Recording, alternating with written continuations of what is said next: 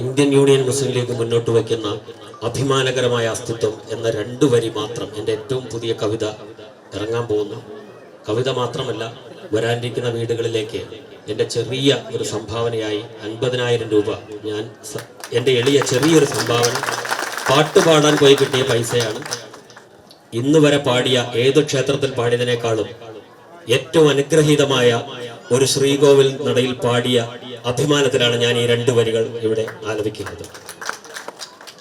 അഭിമാനകരമാകും അസ്തിത്വമോടെ നാം അവശ ജന്മങ്ങളിൽ തണലായി തെളിയണം. അഭിമാനകരമാകും അസ്തിത്വമോടെ നാം അവശ ജന്മങ്ങളിൽ തണലായി തെളിയണം. മലയാളിയായതിൽ, മലപ്പുറത്ത് ജനിച്ച ആളായതിൽ, മുസ്ലിം ലീഗുകാരനായതിൽ അഭിമാനിക്കുന്നു. എല്ലാവർക്കും മുസ്ലിം ലീഗിലേക്ക് സ്വാഗതം.